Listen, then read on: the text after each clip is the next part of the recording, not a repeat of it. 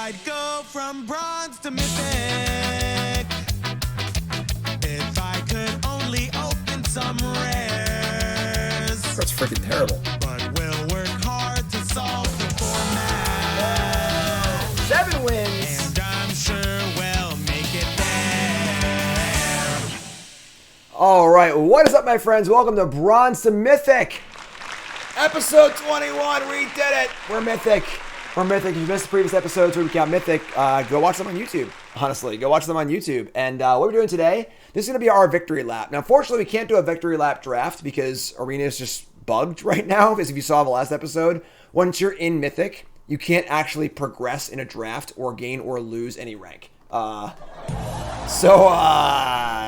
Watsy, I encourage you to email Watsy, tweet at them in a very nice, kind, and not rude way. Hey, Arena's great. You're making a lot of money. We would really appreciate it if you hired some more people to work on your software and paid them more because they deserve it. And Arena's great. We want to see Arena be even better. You're making record profits. Please spend their money to make money. Again, please be nice and don't be rude. All right. So what we're going to do right now is we're going to go look over the entire Bronze to Mythic run in Untapped.gg. They're a sponsor of mine. They're freaking phenomenal. All right. Untapped.gg. If you play Magic Arena and you don't have an Untapped.gg account, you are really, really making a mistake. It's free to sign up. Everything you're going to see here is going to be free to use. And what does it do? It does a lot of things. It tracks your entire gameplay experience on Magic Arena. Everything. Your collection. All of your games. Constructed. Limited. Your drafts. Every single thing you do, it tracks it. And allows you to go back and look at all your stats, all your statistics, and really help to level up your game as you're going through and just figuring out things you're doing wrong, things you're doing right, and so on and so forth. You can also look at metagame breakdowns and constructed and things like that. Just super, super awesome. What wild cards you have, what collection you have. So let's go look. So we're going to look at our entire Bronze to Mythic run. So you can see here, total run. We had a pretty interesting run this Bronze to Mythic, I'm not going to lie, where we had a real swing. A real swing. Last few sets, you know, we killed Kaldheim, we killed Ikoria. I think Kaldheim was, 17 drafts to Mythic. Ikoria was 18. Strixhaven was tough. Strixhaven was really tough. We took 25. We got some coaching in the middle there. And we ended up taking a total of 20 drafts to make Mythic here. It started out insane. First draft, we had 7-1, 7-1, 7-1, 6-3, 7-0, 6-3, 7-1, and that was to Diamond, and then 4-3. So we won 4 matches, made it to Diamond. Once we were in Diamond, things got really rough. Now, I don't like making excuses personally, but it's important to note that I definitely set this up a little bit late as far as like running the series. And once we were in Diamond, there was only 2 days left in the season. And when you play on the last few days of a season, players are really desperate to make rank. Even though it doesn't mean anything, they just want to make rank. They want to do it. Players are much more apt to drop their bad decks and just keep playing their good decks. So if they have a bad draft, they won't even play. They'll just resign and do a new draft. And yes, it costs money, it costs gems, but like people don't care. They want to make Mythic, want to make rank. It happens every single season. I've heard other content creators talk about it. It happens more in Mythic, but in Diamond too. Players want to make Mythic and so on and so forth. So it's important to note that that was the case for this series of matches where there's only 2 days left and only 1 day left, and we had a terrible run. Terrible. We absolutely destroyed the first 8 drafts. And then our next 8 drafts were really, really bad. We had an 0-3, we had a 4-3, an 0-3, a 4-3, a 2-3, a 2-3, an 0-3, and then a 4-3. At this point, we were on the last day. There was about 15 hours left. I decided that I wasn't going to stress out anymore. I decided I'd just chill, relax, and let the ladder reset, make it back to where we were, and then resume once the ladder season restarted. So that's what I did. So I played a little, at night in bed or whatever over the last week. Got back to exactly Diamond Tier 4 with 1 notch. And we continued our run yesterday. And right back to winning, which is great. So yesterday was 7-2, 6-3, 7-2. And then today we went 7-1 with our Rakdos deck, which wasn't even that good, honestly. To make it to Mythic, we entered Mythic at 280. But once again, you can't make any progress in Mythic right now because it's bugged. So whatever. So let's go back and look at our stats as well. So that was the run itself. Now we're going to look at our decks, our stats. Overall win rate was 68%, which is pretty good. I'm happy with that.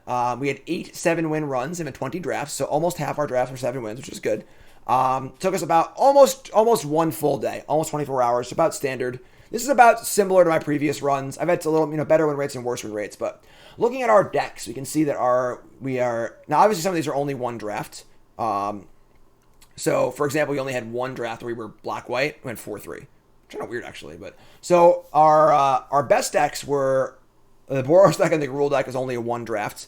We were most often blue-white, where we had a 74% win rate, which is pretty good, honestly. Blue-white is very, very good, I think. We also love Simic. Simic was really, really good for us. Kind of graveyard value, disturb, things like that. And the Farmer and Shadow Beast Sighting. I like these decks a lot. I was pretty happy with them, honestly. And you can see the results are here. The most important thing about Untapped is that, like, what you feel and what the numbers are don't always line up, and numbers don't lie. So you might feel like, oh yeah, I like red-green, it's pretty good. Oh wait, doesn't win very often, So it's important to have numbers to back that up. So like blue-green, numbers back it up. Obviously Dimir is very good, 73% is reasonable. And then you go down here, now this is a 2-draft thing, we went Rakdos. We had 1-0-3 with Rakdos, and then the 1-7-1 to make Mythic. I don't think Rakdos is that good. We'll look at the decks in a little bit to go over the actual deck lists, but I think Rakdos is pretty bad. And then all of these were one single draft. We were Jund once, went 6-3. We were Boros once and 7-1. Gruel once and 7-1. 4-3 black-white. We were mono red once, 2-3, and then some multicolor decks didn't really work. I found that most of the time you did not want to splash in this format. Did not want to splash, and we felt that in these decks for sure. So let's go through the decks and take a look at what they look like. So our first deck was a Dimir deck, and honestly, it was like pretty basic. Our first draft in the format, we had to consider Eaten Alive, 3 Awakeners, 2 Startles, Siege Zombie.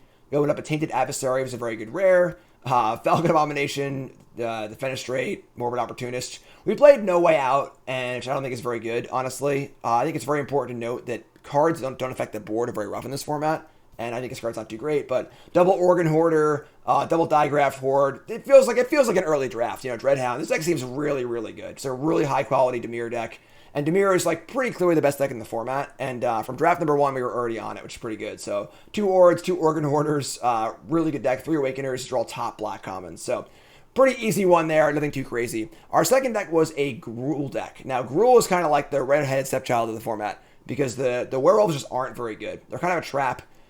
A lot of cheap removal in this format, and a lot of good tempo.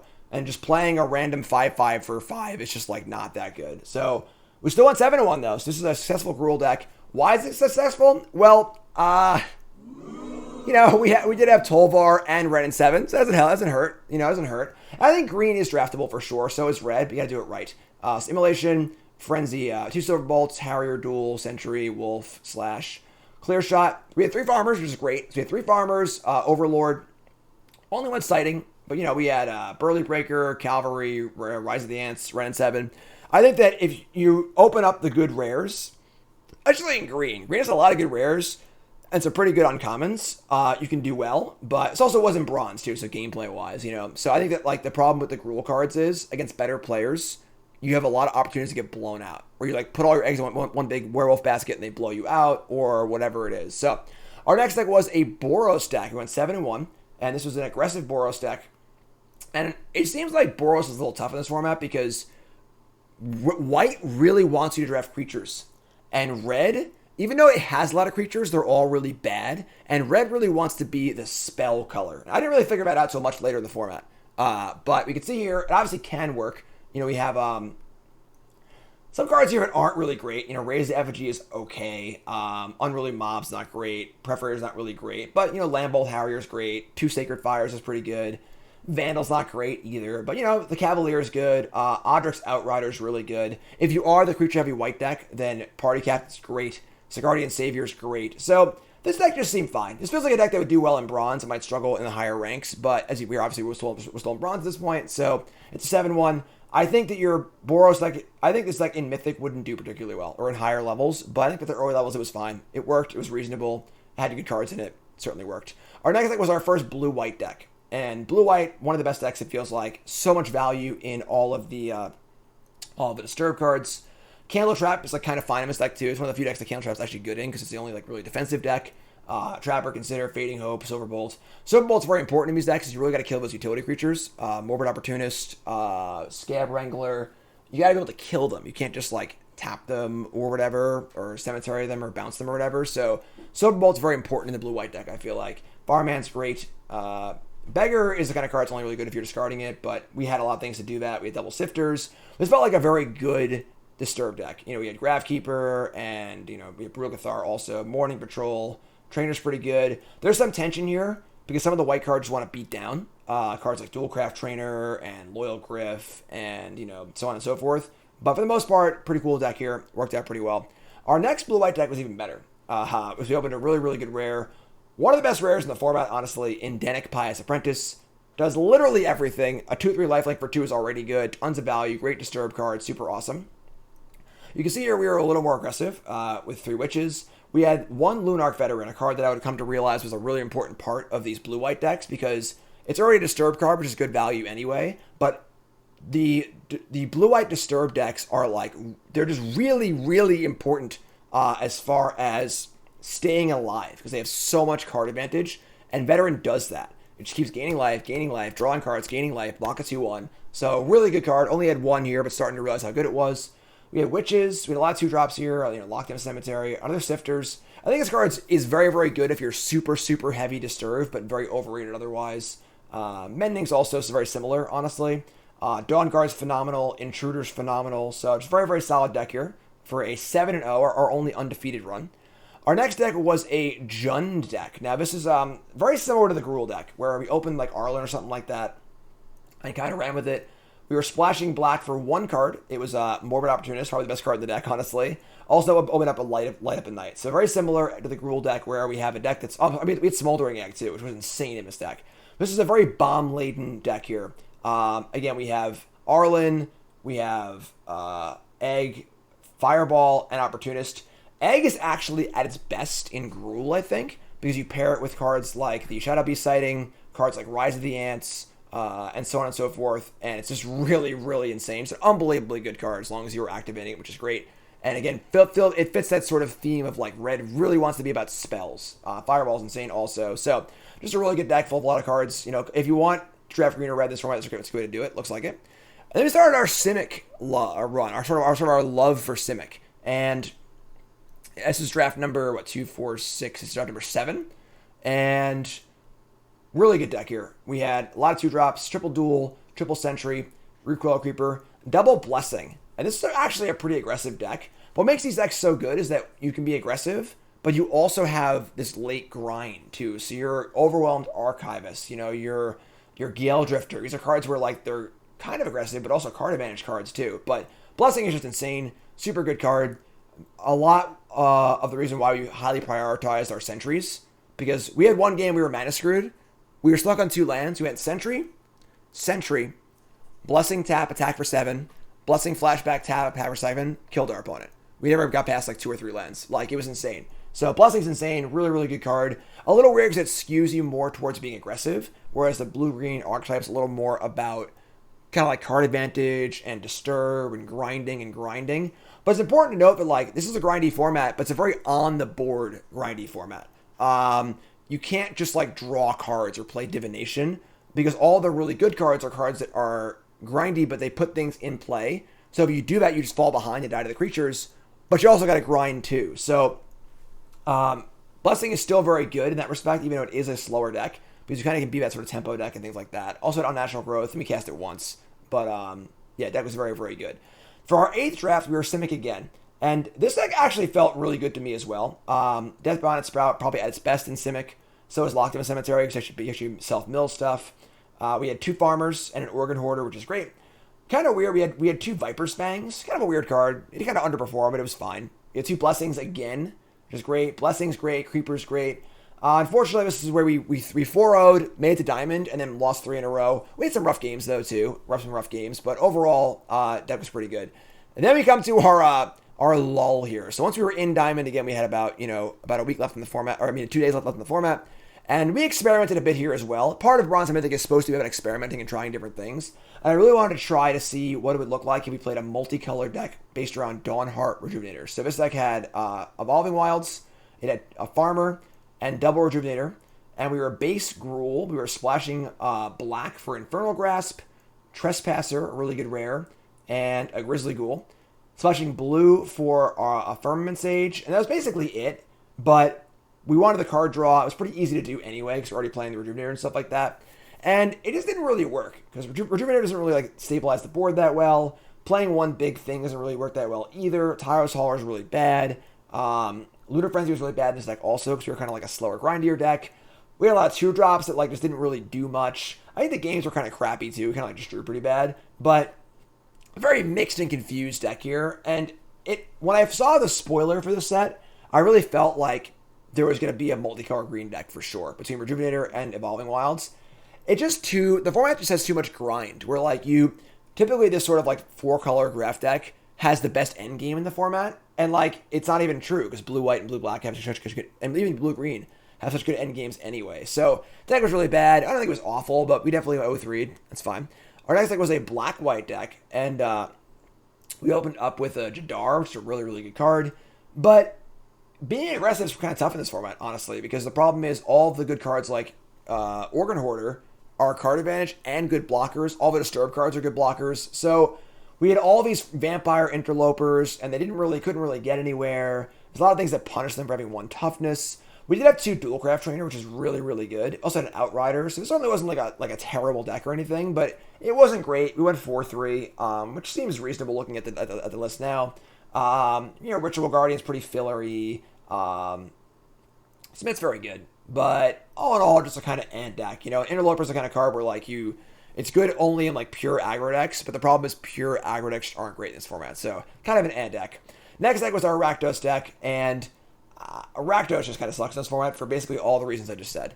If you play it like this, where you're playing another 3 Vampire Interloper deck goes 0-3, and this is the point where I start to realize that you can't really like, attack in this format single-mindedly. So Interloper's pretty bad, Preparator's pretty bad. Harrier's okay for sure. There's some good cards in this deck, decent curve. We have Slaughter Specialist, which is a pretty cool card. Hungry for More is like okay, it's kind of a cool card, but Bat Whisperer is another card that's kind of just like it doesn't work. It just really sucks. And the problem is that Interloper, Bat Whisperer, these cards are all really single-minded, and if they don't work, they are awful. And it's just hard to get them to work. It's so hard to attack. So pretty mopey deck here. 0-3 again feels a little tough, but sure. Then we were another Simic deck, this time Splashing for Opportunist. Hello. Where easy splash. This card is one of the best cards in the format. I know it's an uncommon. It's a Mythic uncommon. And really solid deck here, honestly. We had 3 Death Bonnet Sprouts, which is insane. We had a Hermit. We had a Creeper, two Abominations, 2 Farmers. This deck was really good. And honestly, I think we just kind of got a little mana screwed in this draft. Just things happened. We kind of just lost. We had a Marsh for the splash also. Like, we weren't even playing a Swamp because we had a Jack-o'-lantern and we had a Rejuvenator. And, Celestis was okay, Sighting, but solid deck. Solid deck. I think this deck's pretty good. I'm surprised the deck didn't do as well. But it happens, you just lose sometimes. So, after that one, and this is where everything started to spiral a little bit too, where I was like, oh my god, what is going on here? This deck felt so good, we couldn't win, we had lost a bunch of drafts in a row. Our next drafts, I decided to try red, because red was super open. Drafted a mono red deck that looked awesome. I think this deck is still pretty good looking back at it, but there's things wrong with it. I was starting to get on the right path. So, the trick drafting mono red is by far to focus on the spells matter cards, alright? If it's a spell, you want it. If it's a creature, you probably don't unless it cares about spells. So Festival Crashers are your number 1. Perforator is bad. Just bad. It just runs into anglers and tokens and whatever. Just bad. This deck was pretty cool. We had 3 Play with Fires. We had 6 Crashers, a Lunar Frenzy, 2 Stolen Vitalities, Neonate's Rush. But we had some filler. We had the Ambushers and the Perforators. The Vampire stuff just kind of sucks, honestly. Elementalist is fine. With 3 Play with Fire, it is very, very good. But we got like our graveyards exiled a little bit. Burn the Accursed, Purifying Dragon. We had 14 lands too. This is a crazy, crazy deck. Went 2-3. I do think we ran a little bad. I think this deck wasn't a 2-3 deck, like looking back at it. But it definitely had some things wrong with it. But it is, you can see how I was starting to figure it out, starting to go in the right direction. After that, we had a blue-white deck, and this deck was pretty freaking good. I don't know what happened here, because I look at this deck and it looks great.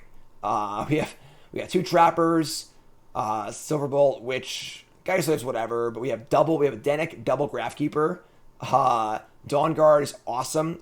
Similar, not as good, but in a similar class to Morbid Opportunist in like the creature that holds the battlefield and draws cards. We actually were playing like Ritual Guardian, which isn't very good. Sigarda Splendor was also heinously bad for the reasons we've already described, that being a sorcery speed thing doesn't affect the board. But Double Organ Hoarder, this deck's pretty good, even with like the 3 or 4 kind of iffy cards. So 2 and 3 here is a little surprising, but that's what it is. And this is where we totally fell off the deep end. We tried to do the red deck again. This time we were like Jeskai. And again, this is sort of me trying to work out this spells deck, trying to kind of figure out how this works. And we were starting to get there. We had Red was super open, Triple Play of Fire, Double Sacred Fire. We tried out Geistland Reservoir, which isn't really great because it's really slow, but it's still in the right ballpark. We didn't get the token maker, the 5-mana source mix token. We had Angel Fire Ignition and no creatures. We didn't have 2 Organ Hoarders. We could see we had 2 Storm Strelix. We were sort of like doing some stuff here, but too many things that just weren't very good. And 0-3, kind of an embarrassing 0-3 too. And that was that. And then we did one last draft before the ladder reset. We were Dimir, went 4-3, and deck was fine. Just your kind of like pretty basic Dimir deck, Siege Zombie, Blade Ship Scab. Nothing really great here. We had no Organ Hoarders. We had 2 Opportunists, which was really, really good, but we had some bad cards. You're playing Devious Cover-Up, which isn't very good. The Cover-Up's not great. Reunion's kind of whatever. Large Zombie's fine. I know some pros like it, but I'm not super high on it. Crawl of Macellar's good, but just an okay blue-black deck. Went 4-3. Really basic. So, at that point, the ladder reset, and I decided I'm not gonna kill myself trying to do it in like 10 hours, so let the ladder reset. I played a bit off stream to get myself back up to Diamond 4, so we can continue to run exactly where we left off. And that was yesterday. And smooth sailing from then. And again, I do want to reiterate that all of these drafts from here to here were all in Diamond on the last day or 2 of the season, where players often draft and drop if their deck is bad. So you play against a much higher quality of decks, and it can be a frustrating experience playing on the last day. I would not recommend it if you're trying to rank up. I would try to avoid playing on the last day or 2. We did not do that, obviously, and things didn't go great. So, back at it yesterday, and we drafted a blue-white deck that was pretty awesome, honestly. And at this point, we've learned a lot. So I did do about 5 or 6 drafts off stream, obviously, where I was getting back to Diamond 4. And I think I learned a good amount in those drafts, too. I think part of it also was that we kind of like Kid Icarus a little bit, where we flew a little too close to the sun. We won so many matches so quickly that we were in Diamond after 8 drafts. And I hadn't really learned all the skills I needed to learn yet. So we kind of like got thrown to the wolves a little bit. So in those drafts off stream, I definitely learned a decent amount as well. And we can see here his blue-white deck is very solid. Scab Wrangler, Farmhand, very cheap deck. Ended up being a pretty aggressive version of blue-white, which I think you can do. I think your blue-white deck can skew anywhere from like an aggressive white deck with some blue card advantage, or it can be, a super disturbed deck with tons of late game stuff and not much aggro. This is a more aggro version of a deck. And we had 6 1-drops here. We had 2 Chaplain of Alms, which is an awesome card. 2 Trappers, 2 Veterans, which is great. We had Farmhand. Because we were so low to the ground, we were playing 2 Ritual of Hopes, which was really cool. We had Wrangler, A-Bomb, Double Search Party Captain, Trainer. So a much more aggressive version of blue-white, but played out really well. And again, the thing is that, like, if this is an aggro deck where if the game slows down, you can still win. The Rakdos deck, if the game slows down, cannot win because all the cards are freaking terrible. So this deck was very, very good. Like this one a lot. That was a 7-1. Moving on to another Simic deck. And this was a 6-3. We just missed with this one. And this one was pretty good. We had Augur of Autumn, which is great. We had some Farmers and some Bird Admirer, a card that's very, very underrated. Super, super solid card. Super, super solid card. And Organ Hoarder, Revenge of a Drowned. Triple Sighting, card's awesome. Rise of the Ants, card's awesome. We had Sprout again. We had Willowgeist here, which is actually pretty sweet. Kind of a weird-looking junk rare, but like actually it's really good in this deck because we have multiple things out of the graveyard. Just a super solid Simic deck. Went 6-3. We lost in our last 2 matches to decks that had both either Morbid Opportunist and the Tapper creature, Scab Wrangler. And then we lost to a deck that had Scab Wrangler and Augur of Autumn. And exposed the weakness of his deck, where our opponents played really good utility creatures, and we couldn't kill them. Didn't have any fight cards, didn't have any Silver Bolts, which goes to show why Silver Bolt's a very important card in the blue-green archetype, because you need to be able to kill those utility creatures, otherwise you can't beat them. And our only removal in this deck was basically our Revenge of a Drowned, and that was basically it. We had a Counterspell, But for the most part, they played a 1-3. It was going to live if they wanted it to. And that was the problem. We lost straight up to Opportunist and Autumn in those back-to-back games. So that was that draft. Still a very good deck, though. So just a little bit of a hole, a little bit of weakness that got exploited pretty hard. And then our next deck was a great blue-white deck. Once again, Dennick, super awesome card. Also had Adeline. So two solid rares. Beta Angler, kind of an interesting like flash aspect to this one, where we had 4 Cathar Commandos, which is probably like one too many. We also had a Loyal Griff, and we had a Nebelgast Intruder. So we had a bunch of flash creatures, and then Firmament Sage, which isn't really a great card because it is kind of slow. It doesn't affect the board that well, but plays really well with the flash cards. So kind of a cool deck here. A lot of flash stuff happening, some good rares, some good blue-white stuff. Had Silverbolt to deal with the utility creatures and things like that, which is pretty great. So solid deck, nothing crazy. And then our last draft, which was, honestly, the deck didn't feel very good. We were trying to do the red deck. We didn't really get many payoffs for being spells. As I was saying, it's very important for the red deck to be very spell-focused. We got, like, some of the good spells, but didn't really have, like, we got Flame Channeler, but didn't really have the Party, or Festival Crashers, or the Storm, the whatever it's called, the 5-mana sorcery that makes token. But deck was fine, and we just ran the tables. You know, sometimes your good decks go 4-3, sometimes your mediocre decks go 7-1. It's just part of Magic. You know, it is a draft. We got, you know, a little lucky here and there maybe, but deck was overall fine. I think a very important part of this deck was our two Digraph Hordes to give us that kind of late game bump that we really needed, because these decks really struggled across the finish line. But mostly Digraph Horde and Opportunist really drove the way here. I think the Vampire cards are pretty bad. I think Social White's a trap, but it's still a fine card. Didn't have that many vampires, but two manas for 2 is fine anyway, with a little upside. So that was fine. Not super great, but I'm surprised that this deck was the deck that got us the Mythic, but pleasantly surprised. You know, a surprise, but a pleasant one to say the least. So that was our run. So that was our run through Innistrad Midnight Hunt Limited. A lot of fun. I enjoyed the format a lot. Definitely a format that's these last few formats have been cool because like they change your perception a bit about what a draft format is. Things that will work in most draft formats won't always work in this one. So, for example, just playing 2 drops of pump spells is not going to work in this format. Being aggressive, things like that, you know, and there's a learning curve for that, which is great. Strixhaven was a very different format.